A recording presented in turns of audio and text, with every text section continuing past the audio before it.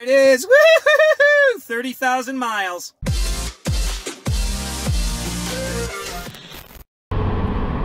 Wow, 30,000 miles. It's been quite a ride.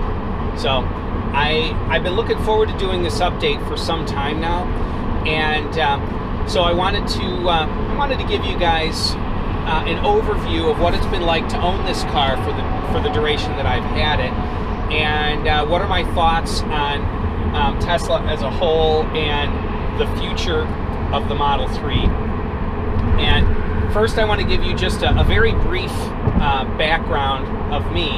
When I was 12 years old, I bought my first high-end RC car. It was a kit car that assembled, and a great car. It was an electric car, NiCad batteries, brushed motor, but it was very fast. And even back then I thought, why can't they scale this up? You know, surely electric propulsion can be decent performance. And but you know, I was a kid, and as I grew, when I became an adult, I was still into RC cars and RC helicopters and airplanes and that, and the same thought crossed my mind. Brushless motors, lithium batteries were sort of becoming the thing, and I thought, you got to be able to scale this up. And I remember doing the math and calculating the horsepower, and then I figured it'd be easy to obtain 1,000 horsepower and a couple hundred miles of range, but it would cost a couple $100,000 in batteries and electric motor at the time. So I thought, well, this is never going to happen. And so fast forward to 2008, when Tesla started producing the Roadster. There were a handful of people that were producing you know, one or two high-performance electric cars. In fact, the T0 is an electric car that inspired Elon to start looking at electric performance cars. He was always a car guy. He had a McLaren F1, which he crashed, by the way, supposedly without insurance, but that's a whole other story. Anyway, he tried buying the P0. They wouldn't sell it to him. He tried going into business with them. They wouldn't let him into the business. And so he eventually got into Tesla, and, you know, big story there, and then produced the first generation Roadster. So when that occurred, I thought, you know, I don't have $100,000+ for a two-seat sports car that the Roadster was, but if they get it down to, you know, 50 grand, I'll buy. And the first generation Model S came out, and they were saying that the base model would be 50 grand, but I needed more range than the base model would give, so I couldn't afford it.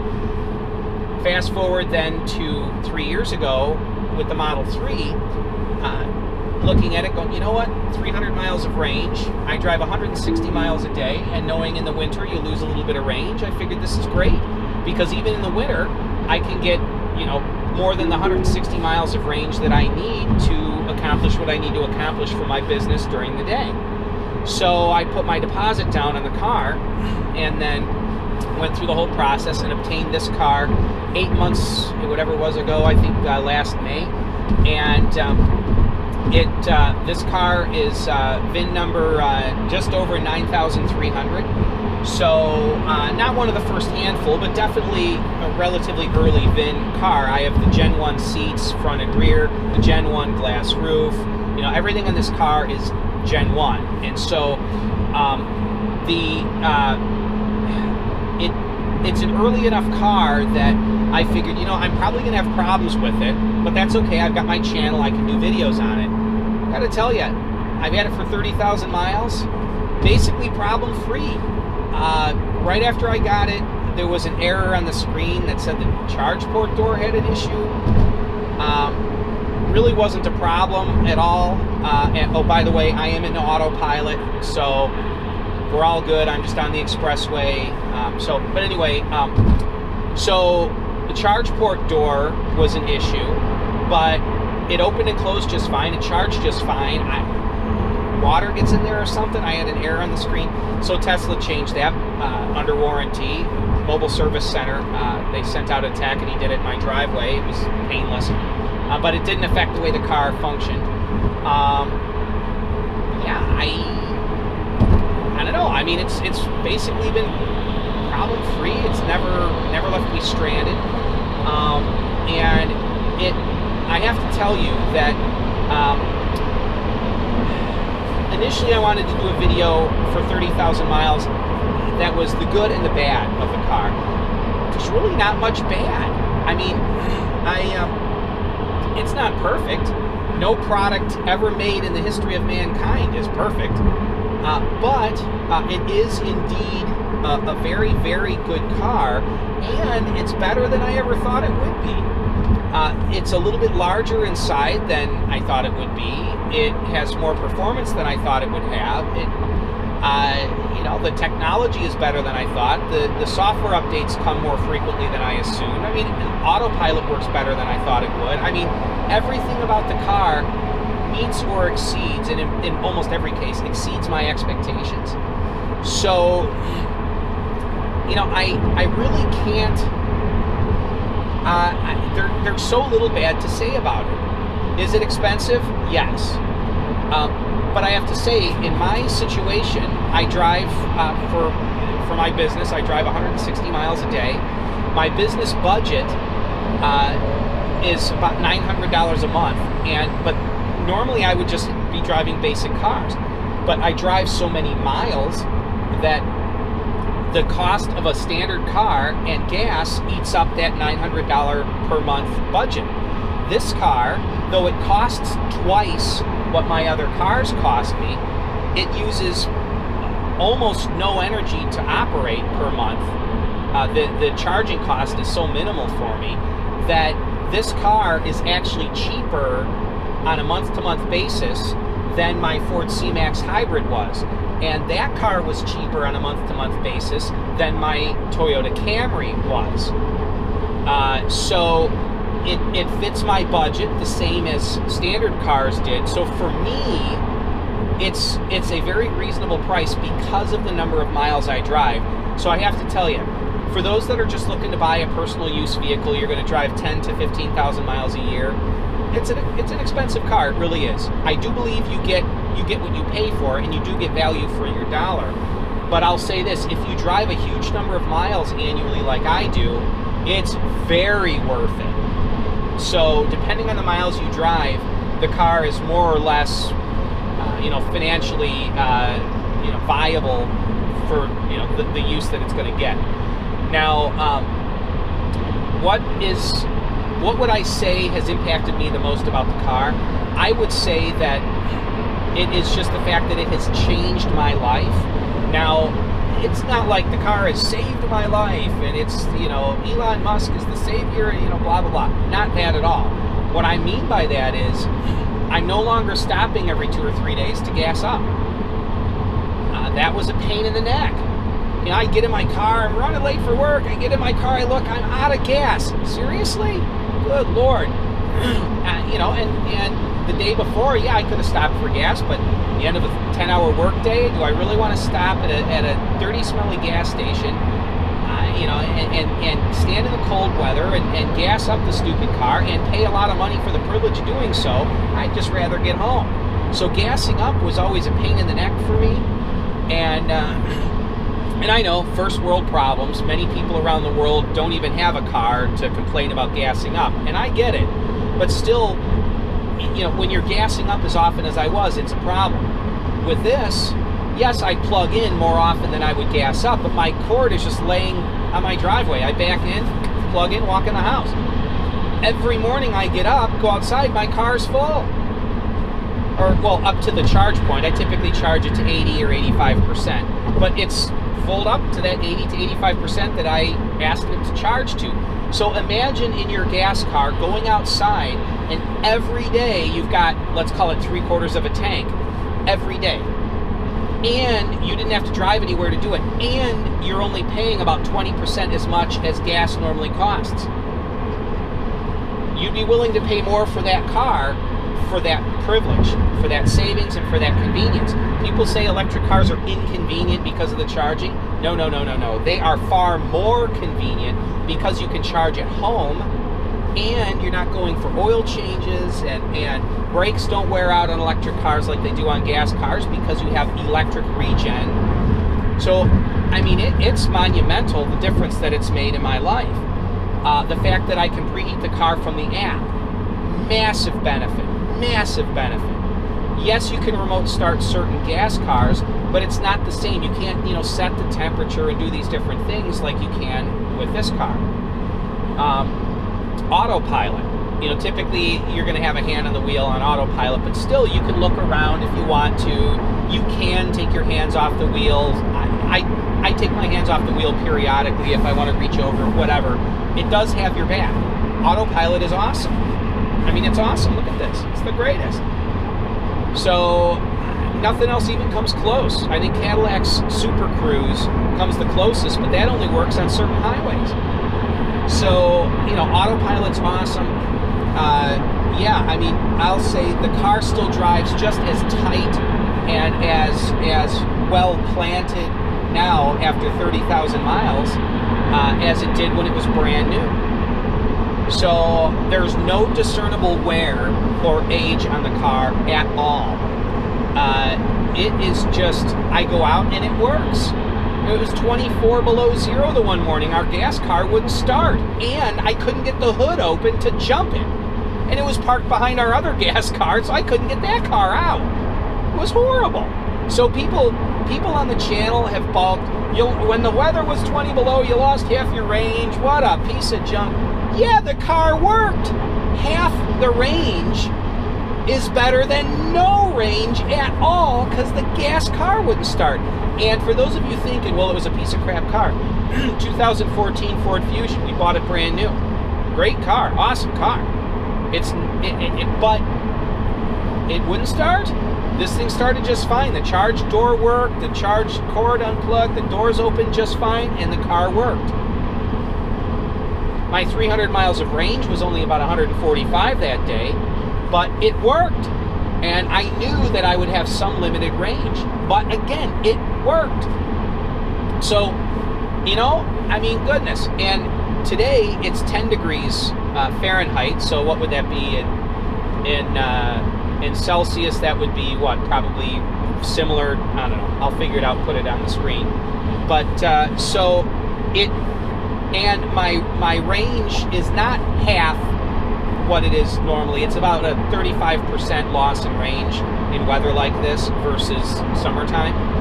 So there is a little bit of a range loss in cold weather. It's really only noticeable when the weather is crazy cold. But when the weather is just modestly cold, like say 20 degrees Fahrenheit, which is pretty typical for the winter out here, 20 to 25 degrees Fahrenheit, I see maybe a 25% range loss. It's not a big deal. So gas cars are going to lose some range in cold weather anyway. So I love the car. After 30,000 miles, what would I do differently? You know, that's a good question. If I were buying a Model 3 today, I would get a Performance 3. But am I sorry I bought this car? This, by the way, for those that don't know, is a long-range rear-wheel drive Model 3.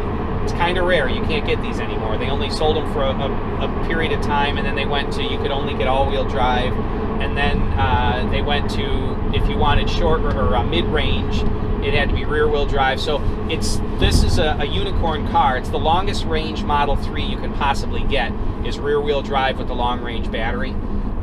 And when I ordered it, it was the only configuration I could get at the time. I wanted to get my car sooner so I could use it, and I wanted to be able to grow my channel, and I knew that the sooner I got a car, the more rapidly I could grow my channel. So I purposely got this car rather than waiting for all-wheel drive or performance all-wheel drive because I wanted it quickly. I wanted it quickly to grow my channel, and I knew that if I waited, I got this in May. If I waited for all-wheel drive, or especially for performance all-wheel drive, it would have been fall.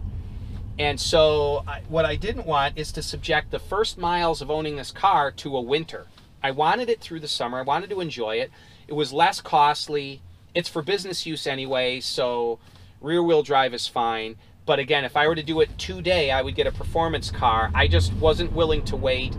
I didn't want to spend the extra money. Now my channel would probably benefit by me having a Performance 3. And no, I'm not really planning on trading this car in on a Performance 3. I like it. I actually like the rear-wheel drive cars are more nimble. They're a couple hundred pounds lighter, and that weight is It's lighter over the front end. So there's definitely a nimbleness to the steering on a rear-wheel drive car that you don't have with the all-wheel drive cars. So I actually love it in that way.